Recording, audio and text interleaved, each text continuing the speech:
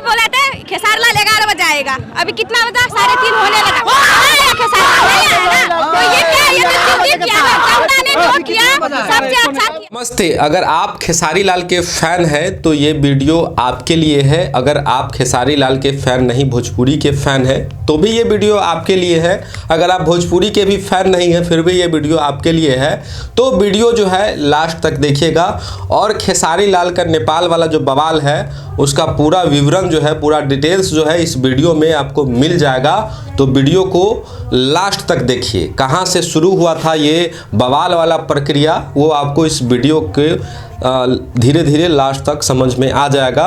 पहला कदम जो था इसमें वो हुआ था 16 जनवरी को, जब खेसारी लाल यादव ने अपने सोशल मीडिया अकाउंट से पोस्ट किया था कि नेपाल वासियों, मैं नेपाल में 10 साल के बाद फिर से आ रहा हूं, तो आप लोग ज़्यादा से ज़्यादा संख्या में आएँ और अपना प्यार दुलार आशीर्वाद इस टाइप से जो बोलते हैं वो बोले थे कि दिखाइएगा। और खेसारी लाल यादव के नेपाल में बहुत सारे फैन हैं जो इनको फॉलो करते हैं, उन्होंने इस वीडियो को खूब शेयर किया और जितना वीडियो को शेयर किया उससे ज़्यादा लोग वहां पे पहुंच गए। लगभग हज़ारों की तादाद में लोग वहां पहुंच गए।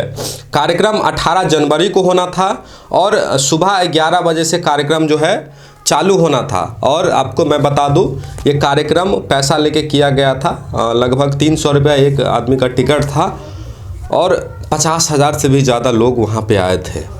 कोरोना का, और जब खेसारी लाल यादव ये वीडियो डाले तब वो शायद भूल गए कि भैया अभी देश में कोरोना चल रहा है, ओमिक्रॉन जो है चरम सीमा पे है, लाखों में जो है रोज़ जो है लोग पॉजिटिव हो रहे हैं। इसके बावजूद भी वो पैसा का लालच देखकर मोटी रकम जब उनको ऑफ़र किया गया तो वो ये सब जो प्रोटोकॉल है सरकार का उस पर नज़र नहीं दिए, उनको ध्यान नहीं दिए और उनको इग्नोर करते हुए उन्होंने आने के लिए हामी भर दी। लेकिन भैया नेपाल जो है, नेपाल की पुलिस बड़ी अलर्ट निकली।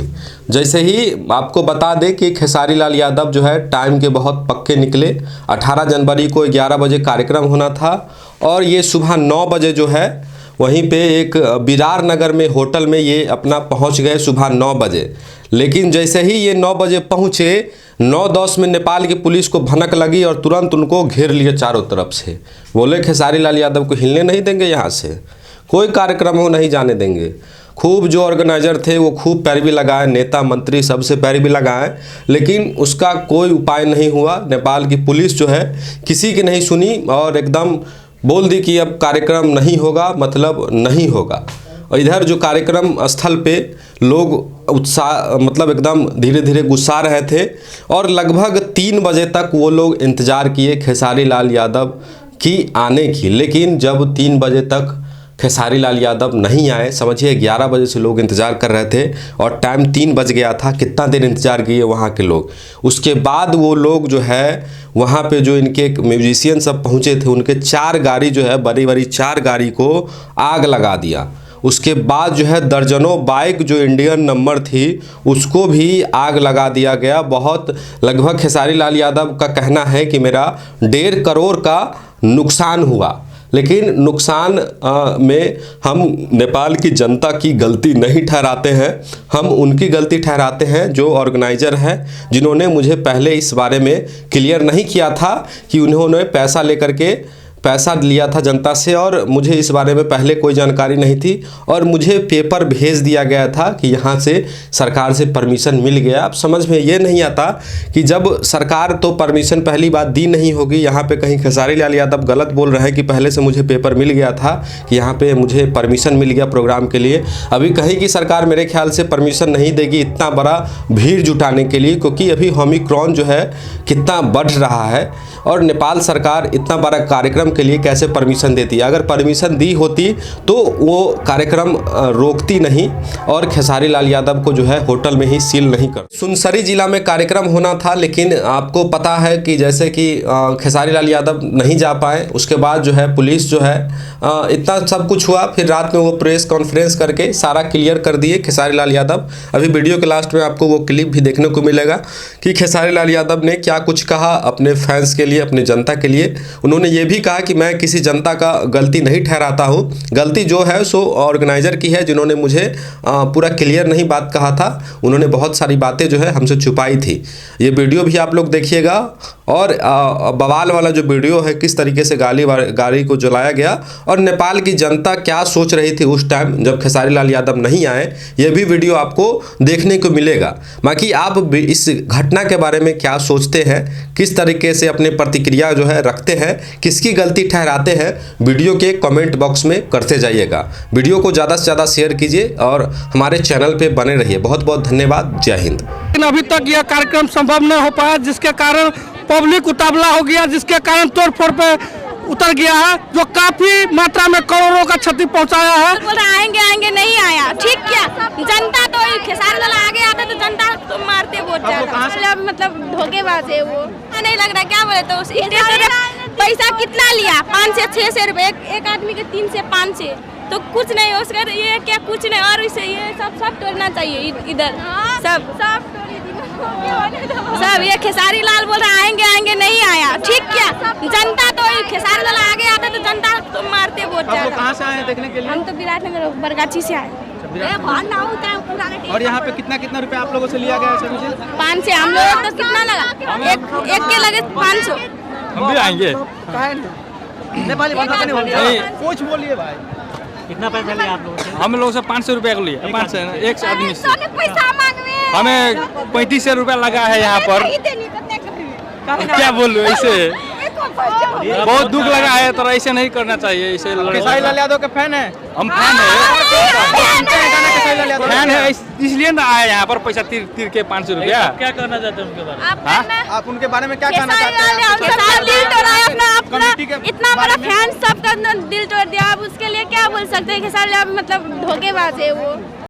नेपाल की जनता चाहे कहीं की जनता भोली भाली होती है, उसको ये पता नहीं होता है भाई, वो अपने बेटा को प्यार करने। अब मेरे बारे में क्या बोल रही है जनता, किसी के बारे में बोलेगी, क्योंकि उसको हकीकत पता ही नहीं है। तो टिकट शो के नाम पे इन लोगों ने मुझे बुक ही नहीं किया था, और जब इनका परमिशन फेल हुआ, सरकार ने कोविड की वजह से परमिशन इनका रद्द किया, इनको मना किया कि आप कार्यक्रम नहीं कर सकते हैं। आपसे कितना दिन पहले एग्रीमेंट हुआ था यहाँ पर आने का? मेरा तो 5-6 दिन पहले ही ये कार्यक्रम तय हुआ है, राइट ना? 5-6 दिन पहले, और ये लोग 5-6 दिन पहले ही मुझे तय किए। मैंने वीडियो भी बना के 2 दिन पहले वीडियो बनाया, 16 तारीख को। तो 2 दिन पहले मैंने इनको वीडियो दिया था, तब तक इनको पता चल चुका था। तब तक इनको पता चल चुका था कि परमिशन रद्द है, प्रशासन हमें ये कार्यक्रम नहीं करने देगी। उसके बावजूद भी इन लोगों ने, मैं यहां तक आ गया, उसके बावजूद भी ये पूरे दिन टिकट काटते रहे, और मुझे पता ही नहीं है कि टिकट कट रहे हैं और टिकट पे ये कार्यक्रम है, और लोगों को सिर्फ गुमराह करते रहे। और उसमें नुकसान ये हुआ कि 4 स्कॉर्पियो लोगों ने जला दिया। इसमें मैं पब्लिक जनता को मैं बिल्कुल दोष नहीं बोलूंगा, क्योंकि इन लोगों ने गुमराह जनता को भी किया और मुझे भी किया। तो आपका कहना है कि जो भी हुआ आयोजक की तरफ से? आयोजक अगर मुझे सुबह ही बता दिया होता कि भैया यहाँ परमिशन नहीं है, प्रशासन हम आपको नहीं दे सकते, तो इसमें प्रशासन का भी कोई रोल नहीं है भाई। प्रशासन, अब मैं यहाँ आया 8 बजे, 9 बजे में पहुंचा, 9 बजे पहुंचने के बाद 10 बजे में रेडी होकर बैठ गया। जैसे निकलना चाहा, पूरी प्रशासन पूरे होटल को घेर लिया गया कि आप कार्यक्रम करने जा ही नहीं सकते। तो मैं प्रशासन को तोड़ के तो नहीं जाऊंगा, क्योंकि मैं आउट ऑफ इंडिया हूं। ये इंडिया तो है नहीं, ये बिहार तो है नहीं, यूपी तो है नहीं। अब प्रशासन बोल रहा है कि आप जा ही नहीं पाओगे, आपको नहीं जाने देंगे हम, क्योंकि वहां पे कोई व्यवस्था नहीं है। अगर आपको कुछ हो जाएगा तो भाई उसका जिम्मेदार हम पे आ जाएगा। जो प्रशासन, नेपाल की प्रशासन निकम्मा है, और नेपाल की प्रशासन ने खेसारी लाल यादव को सुरक्षा नहीं दिया, तो हम अपने पे रिस्क नहीं लेंगे, इसलिए आप यहां से नहीं जा सकते। नेपाल में आपका आगमन पहली बार है? नहीं, मैं ये तीसरी बार आया हूँ। मैं विराटनगर, खासकर विराटनगर में पहली बार आया हूँ। बाकी वीरगंज में बहुत बार आया हूँ, 1-2 बार ऐसे भी आया हूँ, और 1-2 बार कार्यक्रम करने के लिए। बता रहे हैं 1.5 करोड़ करीब का सामान आपका जो नुकसान हुआ, तो अब क्या इसके बाद क्या? इसके बाद लोगों के अंदर जो छवि मेरी बर्बाद हुई, लोगों के दिमाग में तो ये बैठ गया ना कि मैं नहीं आया।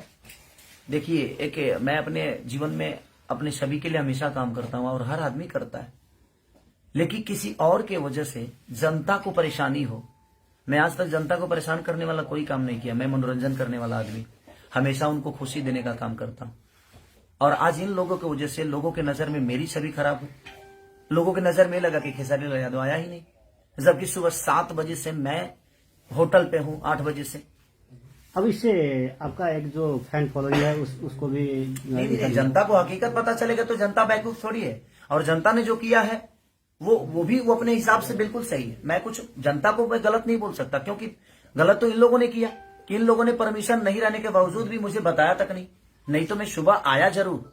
मैं बिना कार्यक्रम किए मैं लाइव आ जाता कि प्रशासन की वजह से कार्यक्रम रद्द हो गया है, आप लोग नहीं आइएगा कार्यक्रम में, तो लोग नहीं आते। मैं लाइव आके लोगों को बोल देता, लोगों को समझा देता, तो टिकट तो नहीं कटाते ना वो।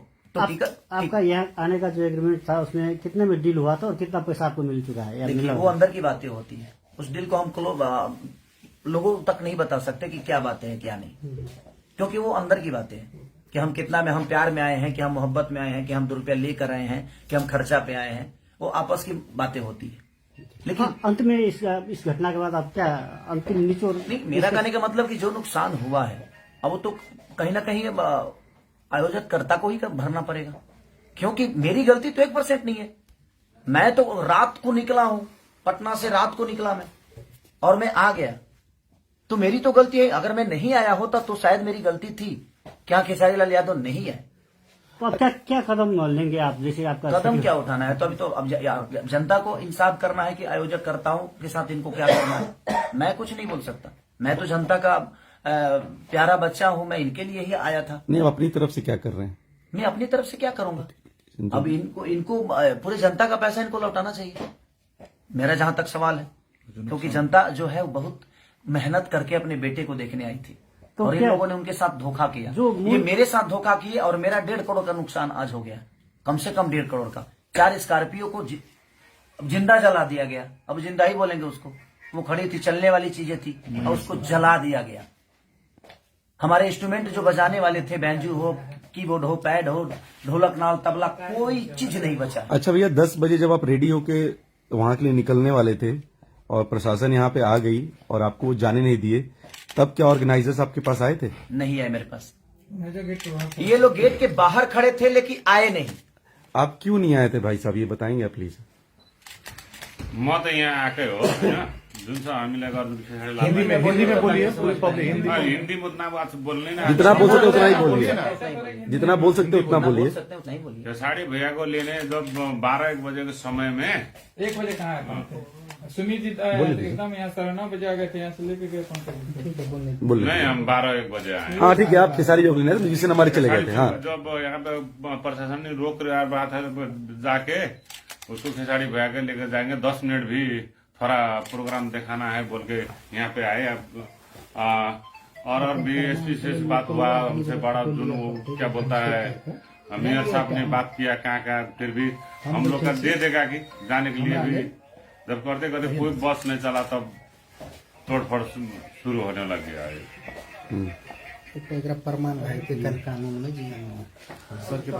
तो चलिए, और भैया का बहुत योगदान रहा हमारे लिए, दिल से थैंक यू भैया को। और यहाँ के मेयर है ये मंत्री जी हैं, मंत्री जी प्रदेश का मंत्री हैं, तो मंत्री जी ने भी बहुत कोऑपरेट किया, और हम सर को भी धन्यवाद देंगे कि क्योंकि वो आए हमारे लिए इतने रात मनीष जी बेचारे, और इन्होंने भी अपना योगदान दिया मुझे। लेकिन हमें योगदान इनके तरफ से नहीं मिला, और मैं पूरे जनता से मैं क्षमा प्रार्थी मांगता हूं कि मेरी गलती नहीं है, आप लोग मुझे दोषी ना समझें, क्योंकि मैं आपके प्यार और आपके मोहब्बत के लिए, आपके मनोरंजन के लिए दिनों रात मेहनत करता हूं और हमेशा करता रहूंगा। और इन लोगों की वजह से, इसमें बताइए, अगर मैं आया और मुझे प्रशासन, पूरे नेपाल के प्रशासन 20 लोग आकर घेर लिए कि आप नहीं जा सकते, क्योंकि कोविड के लिए ऑलरेडी कार्यक्रम कैंसिल किया गया था, ये लोग जबरदस्ती कर रहे हैं और हम आपको नहीं जाने देंगे, तो कहीं ना कहीं मैं क्या कर सकता हूँ? मैं तो आउट ऑफ इंडिया हूँ, यहाँ की प्रशासन को नहीं जानता, यहाँ की कानून को नहीं जानता, तो गलती तो इन्होंने किया।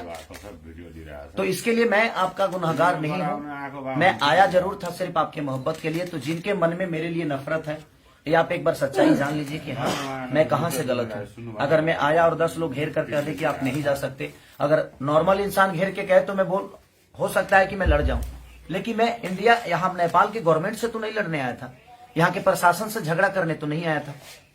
तो इसलिए ये चीजें हुई हैं। तो उसके लिए मैं क्षमा प्रार्थी हूं कि मुझे अफसोस इस बात का है कि मैं आकर भी और आपके सामने कुछ कह नहीं पाया, कुछ गा नहीं पाया।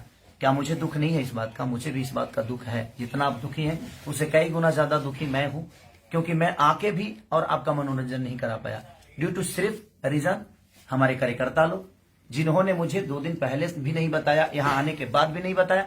नहीं तो मैं लाइव आके सारी चीजें क्लियर करके और आपको घर पे ही रोक देता कि आप मेला में मत आइए और टिकट कटाने की आपको जरूरत नहीं है।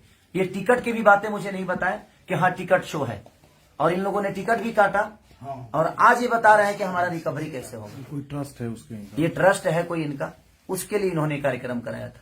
तो मुझे बता देने में इनका क्या जाता? अगर बता दिए होते तो शायद मैं उसी हिसाब से आप यहाँ पे आता, या मैं मना भी कर सकता था कि नहीं हम ऐसा काम नहीं करेंगे। अब पूरे लेटर के साथ इन्होंने परमिशन का लेटर दिया, उसके बावजूद भी जब कैंसिल हुआ तो इन्होंने मुझे इन्फॉर्म नहीं किया। तो सो सॉरी, आप लोग मुझे क्षमा करिएगा। मैं खुद ही तकलीफ में हूँ क्योंकि मैं आके भी नुकसान तो आना जाना लगा रहता है, लेकिन तकलीफ इस बात की है कि मैं यहाँ आके भी अपना समय दे के भी आपके बीच में आकर आपका मनोरंजन नहीं करा पाया। तो इसलिए सो सॉरी उसके लिए। बाकी जो मेरा नुकसान आज 1 से 1.5 करोड़ जो नुकसान हुए हैं उसके लिए मैं क्या बोलूंगा। अब कार्यकर्ता हैं ये जो आयोजन करता है, आयोजक हैं, देखिए कैसे भरेंगे, क्या भरेंगे। और मैंने FIR भी कर दी है यहाँ पे। इसके लिए प्रशासन का मदद आप ले रहे हैं? हाँ, प्रशासन का मदद लोगों को चोट लगी। और जिन लोगों को उस कार्यक्रम में चोट, जिस जनता को चोट लगी है उस कार्यक्रम के दौरान, मैं ईश्वर से प्रार्थना करता हूं कि आप लोग स्वस्थ रहें और सुरक्षित रहें, जल्दी आप ठीक हो जाएं, क्योंकि बहुत लोगों को चोट लगी है। मेरे टीम में किसी को ऐसा नहीं है कि मेरे टीम में किसी को चोट नहीं है, सबको चोट लगी है। लेकिन उसके बावजूद मेरे टीम के बाद भी मेरी जो जनता, जो भगवान स्वरूपी जनता है, जिसको भी चोट लगी है, उसके लिए मैं दिल से दुआ मांगता हूं कि आप जल्दी से स्वस्थ हो जाएं। Thank you so much.